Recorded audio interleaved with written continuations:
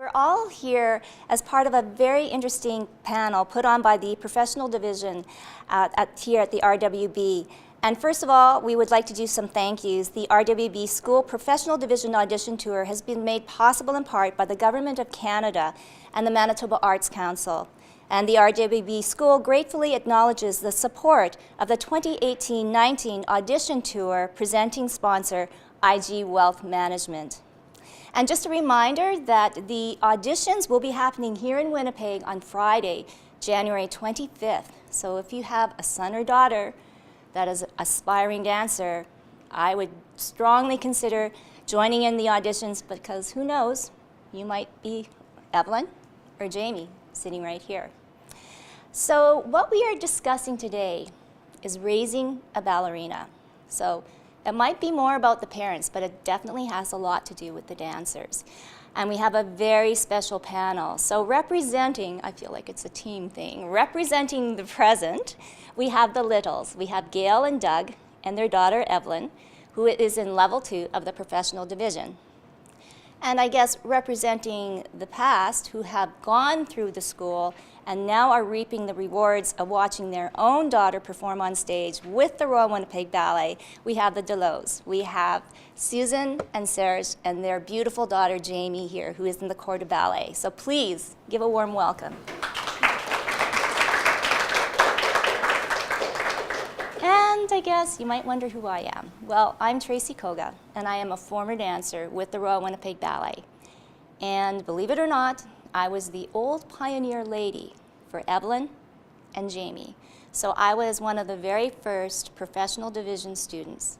And my parents were probably the first parents to raise a ballerina, Winnipeg born, of course, here. And I did get to dance with the Royal Winnipeg Ballet for 8 wonderful years that I will never forget, and I will always have. And now you will get to learn a little bit more on Evelyn's and Jamie's journey, and of course, their parents along the way. So we're gonna get down to it. We're gonna do a little bit of mic sharing. So they're all professionals now, right, Gail? Yes. Okay, so yes. there we go. Okay, so let's start with you, Gail. I guess, what is a typical day for Evelyn? Well, Evelyn starts her day very early. She usually wakes me up around 5 a.m. with her workout and conditioning routine that she does before she goes to school in the morning. She gets on the school bus and goes to our neighborhood school. We're very fortunate that Pembina Trails School Division has worked with us to coordinate her classes around her schedule. At about 1:30 in the afternoon, we carpool with a couple other families whose children go to schools in the same area, and the 3 girls come to ballet. Oh, wonderful. And I guess, Doug, do you sort of like the chauffeur driving? I don't do much driving. Gail works downtown, so she picks them up every evening when classes end. So I fill in when Gail's not able to. So I do very little driving actually. Oh, okay. So Gail's the driver of order, I guess. All right, so we're going to flip it over to the DELEAU. So for you, Susan, I mean, when Jamie was growing up, what was the schedule like for you? It was very similar to what the Littles have experienced in that we were carpooling and driving around. It was mostly, though, Serge and I carpooling together because Jamie was one of the only students in the area who was actually going to the school in her area. It worked out well for us. So we would wake up early. We went through a phase where she would go to school without her bun, and then it was the pick her up and get her hair in a bun and all slick back, and away we went.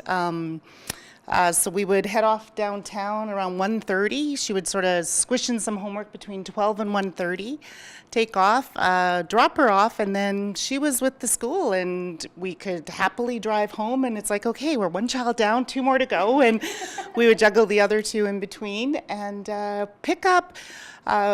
We shared that responsibility, and the pickup time was actually really nice for us because that was the time when we had Jamie all to ourselves, and she would tell us about her day, what was going well, what wasn't going well, what was bothering her, what she was happy about, what her challenges were. So it was really nice to have that one-on-one time with her. Yeah. So Serge, your wife mentioned other children, so boys? Two boys. So what was the dynamic then when, you know, in the thick of things, and I would imagine boys, hockey, some sort of sporting thing. What was that like? That was actually very interesting, and it ended up making Jamie a very unique person as far as ballet is concerned, because she's one of the few ballerinas who absolutely loves and knows everything about hockey. And it's actually quite funny. Yeah. Because we had two boys growing up that they both played hockey, and it was challenging for us because we had to work around their schedule, her schedule. So it was kind of a tag team, and we worked really well together that way.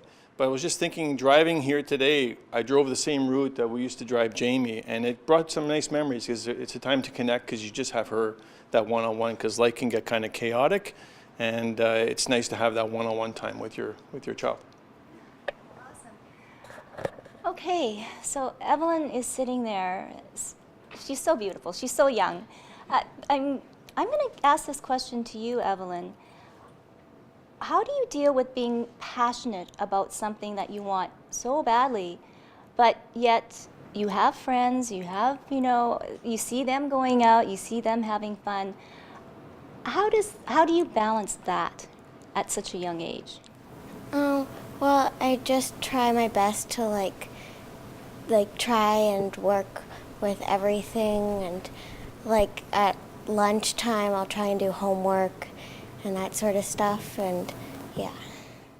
And for yourself as parents, Gail, you know, having a child that's so focused and so driven, you know, sometimes as parents we kind of think, okay, maybe we should just let them be a kid. So how does that balance in the little household for you? It leads to a little bit of worry, for sure, that her focus in life is so singular. But watching her grow and her passion is just so uplifting and inspiring. If she could chasse everywhere instead of walk, she would. And then how does Dad make it a little bit normal life? I try to keep things, I guess, lighter.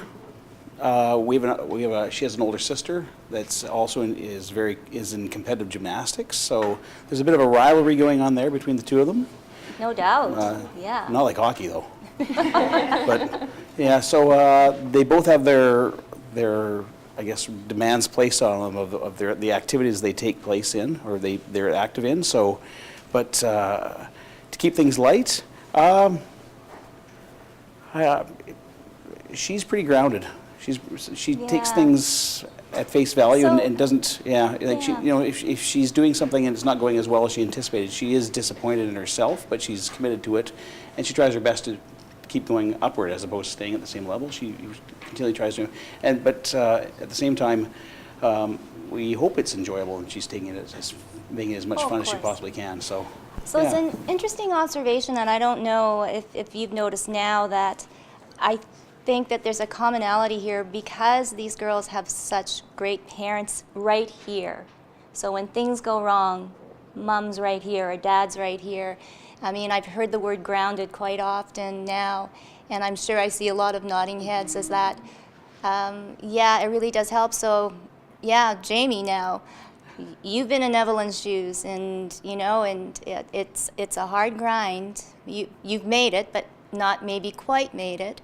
I mean, how are things different when you were sitting there as to the chair that you're sitting here now?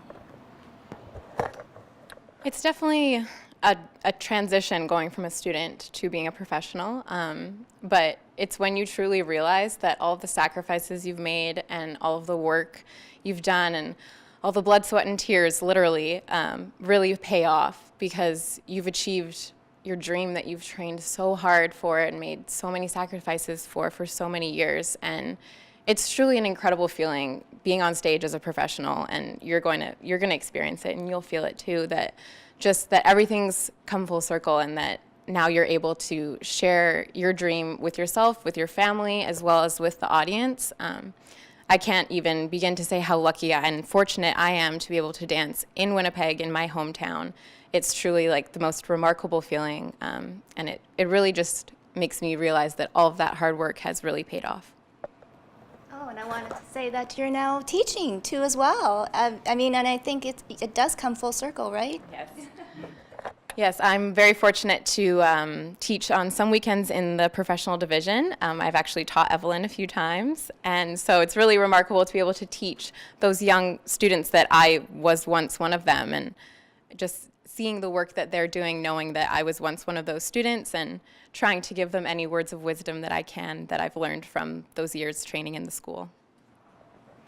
So, Susan, and I'm going to throw this one to you, Gail, so I'll give you time to think about it too. When or was there a moment with Jamie that you knew that she was going to be a ballerina? As funny or as bizarre as this might seem, I remember once Serge and I were on a trip in Montreal. And he was at work, and I was with two other spouses, and we were touring around Montreal, and we had met up with someone who was a friend, and she had relocated with her daughter to Montreal so that her daughter could study ballet there. There was no ballet training where she was from, and they were talking about ballet. And I grew up doing sports my entire life. I did not really know anything about dance, from a bun to the netting that goes over the bun to how to sew those little elastics on those shoes. It hurt, okay? It really was painful. And they were talking about feet and exams and all this stuff, and I was just, oh my goodness, Serge. And I was telling him all about it, and I said this entire conversation was all about levels and were they going to make the audition and this and that. And then that was in the fall. And Jamie, as a little, almost 3-year-old, kept saying she wants to take dance classes.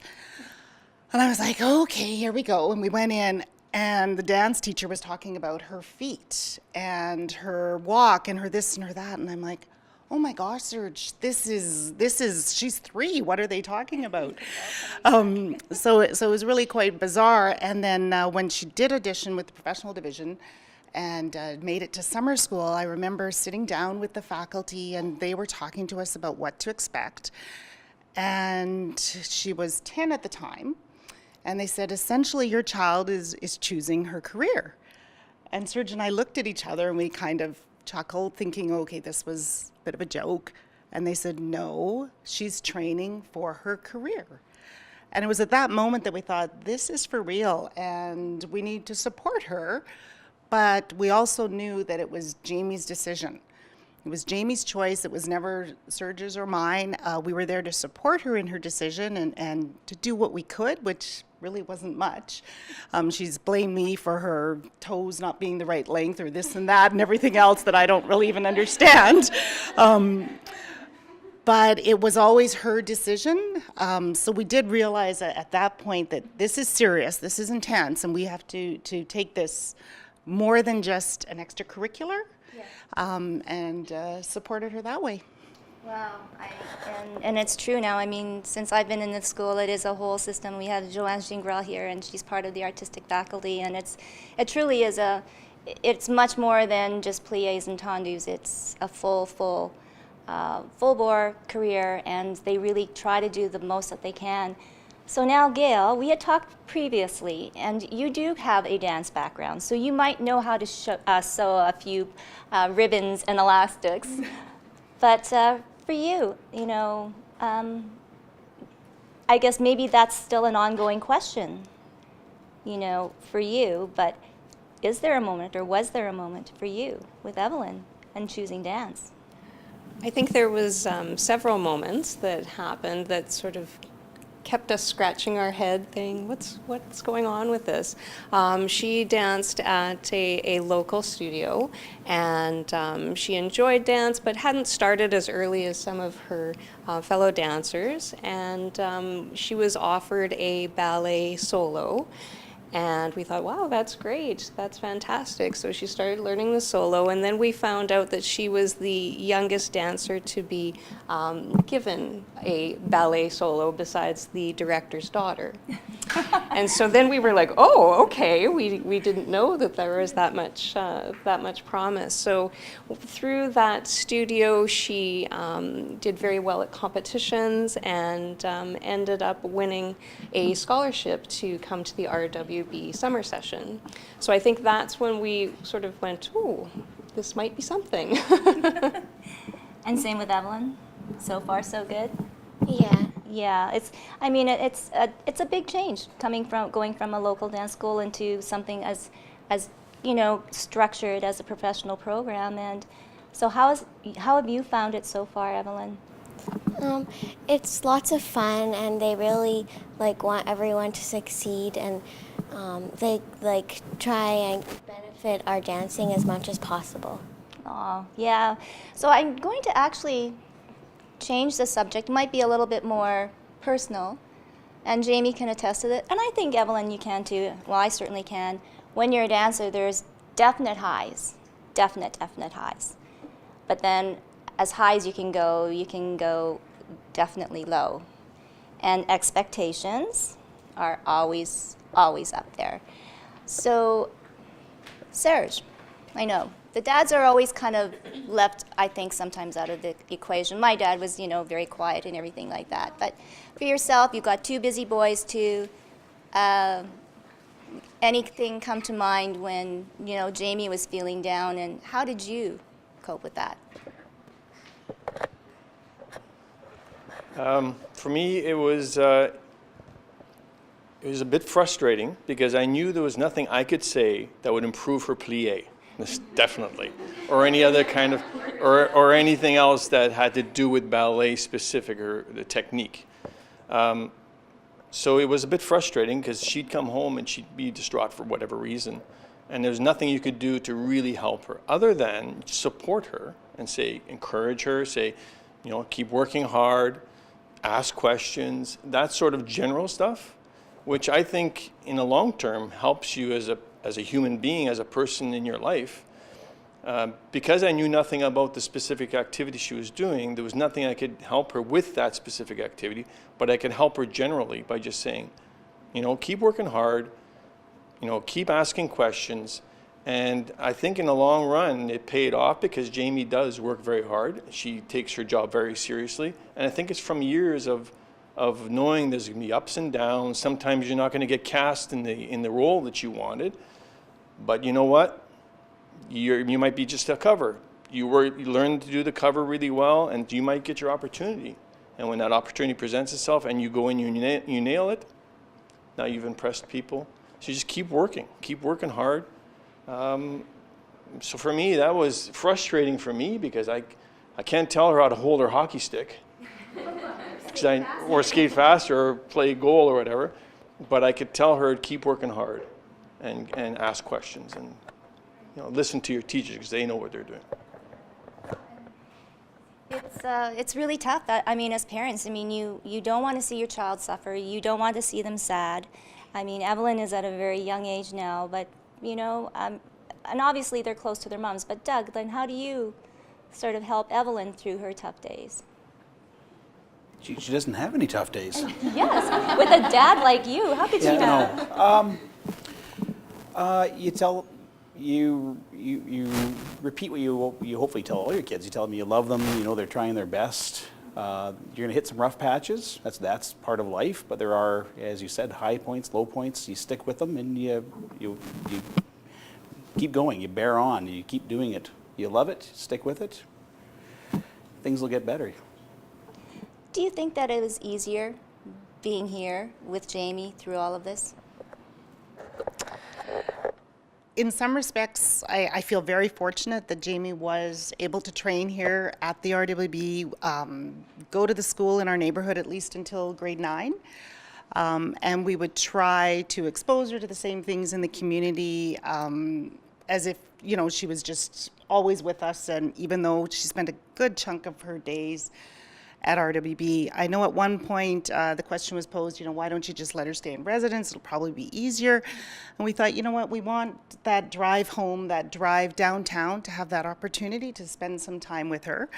Now, granted, there were many hockey rinks all over North America where she has had like little rehearsals and practiced this, that, and the other, and it was actually kind of entertaining for the parents and took our mind off the hockey angst that was going on. But just to have that closeness, we feel really fortunate. We've semi-adopted many of the dancers because they're living far away from home and their parents are that much farther. And when we do get together with the other parents of dancers in the company, they have come over to Serge and I and said, thank you. You provided a little bit of grounding for our son or daughter as they were going through the school, and now even when they're in the company and we get to have, Christmas celebrations together, because all the dancers stay here and don't get to go home to their families because they're performing in Nutcracker. So we are fortunate that we live in Winnipeg, and Jamie's with the RWB and was able to train with the school in our city where all her family and friends are and where she grew up. Yeah, I know. Yeah, I know that dancers really appreciate a home away from home. Gail, would it ever be a thought for you or Evelyn to leave Winnipeg? Or is Winnipeg it? Well, I'm not originally from here, and I moved to Winnipeg just to go to the University of Manitoba in a program that wasn't in Saskatchewan, where I grew up. And I didn't think I'd stay. So I met Doug, who's a Winnipegger, and that's a common reason to be in Winnipeg. You fell in love here. Yeah, yeah. So, we've often talked about moving, and when Evelyn was accepted into the professional division, we felt that maybe this opportunity was why we were here, that we weren't living in another city. Yeah, I think it's a wonderful thing that we are able to be here with her while she goes on this journey. If we were living in a different city and she had been accepted here, it would have been a much different decision. Right, yeah. So, again, it's such an amazing thing that has evolved here. Gosh, I can't even remember how long it's been. Actually, we opened this building when I was a company member, so it has definitely been a while. I would like to kind of call upon Joanne now and just sort of put to light, I guess, the school, the professional division, the commitment that these ladies have made, and then we can talk briefly about the auditions coming up. So here in Winnipeg, once again, it's January 25th, but they've been going across Canada. So if you can see, these are just only two Winnipeggers, and they get dancers from all over the world, correct, Joanne? So you can hooray over here. Come and join. Good afternoon, everyone. My name is Joanne Gingras, and I'm a faculty member at the Professional Training Program. I'm also the director of the Teacher Training Program. I've been here to Winnipeg with the Winnipeg Ballet because of the school. I came from Toronto. I was a graduate from the National Ballet School, and when I came here to teach, I saw there was a great opportunity for developing few programs, and one of them was, of course, teacher training program, but also working in a professional school. It's a very unique situation to have a professional training program in Winnipeg. There's only few in Canada. This one here is supported by the Government of Canada. We are a national training institute. We are also supported by MAC. Every year we conduct auditions all across the country. We also, actually this weekend, we are in Minneapolis, and coming up soon we're going to be here in Winnipeg. I go on tour every year. I go across the country, and then we select dancers, and then we bring them here in the summer school for a month, and then we make our selection for the full-time program. This is an academic program from grade 6 to grade 12, and we also have some post-secondary program, which is the aspirant and the teacher training program. So it is a unique situation for having something here like this in the city of Winnipeg and being able to draw talent, like Jamie, to come and go into all the way through the school. You started in level 1, 2, and there's 6 levels. It's a long journey. It's a long process. It definitely requires the talent and the ability for it, but the determination and the desire. Without the passion for it, we wouldn't be here. A lot of us in the school and even in the company are not from Winnipeg. We came here because of the love of dance, because of the passion for dance. So the everyday part of the training of a professional dancer is very important and very fundamental to the success for their career. And the beauty of these two beautiful dancers here today is that they're started at young age. Starting at young age allows you, it's like I called it the saving account. It allows you to really learn the skills that you will use on a daily basis when you work into a company. Whether is going to class every day and doing your plie entendu, whether is going into a repertoire class, learning the dances, learning the different style, learning how to, on a daily basis, learn about yourself and always try to achieve your maximum of your potential. And through that, yes, there is some bumps, there is some hard days and good days, but like Jamie said, you know, it's part of a passion of a dancer. Now, when we go on tour, audition tour, I have the opportunity to do a little segment called Question and Answers. And this is something that is very difficult for sometimes parents to kind of like at first understand. It's like, how can my child at this age know this? How can they, like, you know, realize this is something they really want to do? Well, we do. It's like a bit of a calling, you know, like you really need to go through this process and learn more about what you can do with it and what you can do with your talent, because, yeah, there's that magic moment that you are going to go on stage. And it's such a unique experience. It's such a unique gift as well. And to be able to do it and develop all the way through the school gives you a lot of resilience into it and possibly a longer career as well. So there's a lot of different aspects of a training of a professional dancers that I won't maybe all answer today, but anyway, in a nutshell, yes, that's what it is to train. Yeah, no, and Joanne has been amazing. You know, as far as your position here, I mean, how much pleasure do you have to see dancers reach their full potential? And when Joanne says about they have a calling, they really do have a calling. And so I guess to wrap things up, we're just going to do a little round table. And no, Doug, no karaoke. Sorry. Because it is about the parents. I mean, the dancers are the dancers, and yes, they're praised, and we see the rewards on stage. But if you want to think about words of wisdom, I mean, your own personal thoughts on raising a ballerina, because I'll say that they're very special. They're not athletes, they're ballerinas. Wow.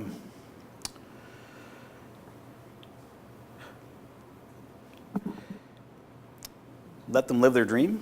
It's her dream, her passion, her life, everything. You know, it's funny to say this to I guess now a 13-year-old, but you know, you could tell from the moment that she first put on a pair of dance shoes, however many years ago that was, that it's just been her focus from that moment, literally from that moment on, that's what she wants to do. And if you acknowledge that and you see that in your child, by all means, let your child follow it. It's more rewarding than I can ever put into words for me to watch as she goes on her journey with both the ups and the downs. It's a very, very valuable gift for both of us, actually, or all of us. We get to see this happen in real time. It's incredible. And GAIL. I would encourage anyone who thinks they even might want to have this experience to try out. We have a world-class facility right in our backyard. Take advantage of it, try out, see what happens. The audition process is so interesting in its own and such a learning experience that even if it doesn't go beyond that, it will prepare you for other high stress situations in their life. And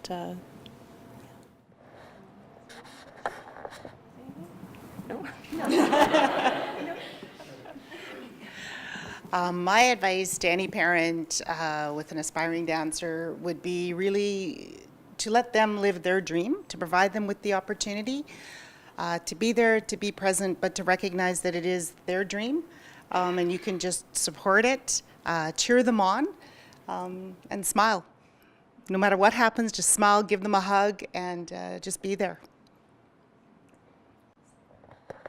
I just want to say that I can honestly say without my parents' support and without the training that I received at the school, I would not be a professional dancer today.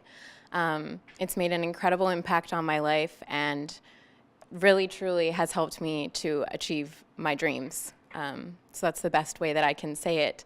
And I'm so grateful to both my parents and to all of the staff at the school for truly helping me to become a professional ballerina and achieve my ultimate dream. For me, as a parent, I think one of my greatest wishes for all three of my children is for each one of them to find a passion, something they love to do.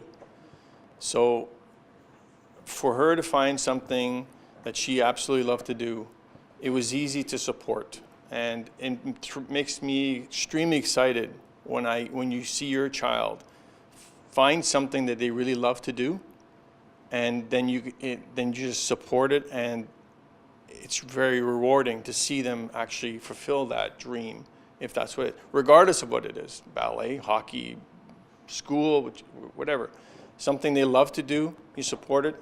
So because it was ballet for Jamie, absolutely, I would, it's a dream for me, for your kid to have something that they absolutely want to do the whole time. So it was very simple for me, because it's what I want as a father.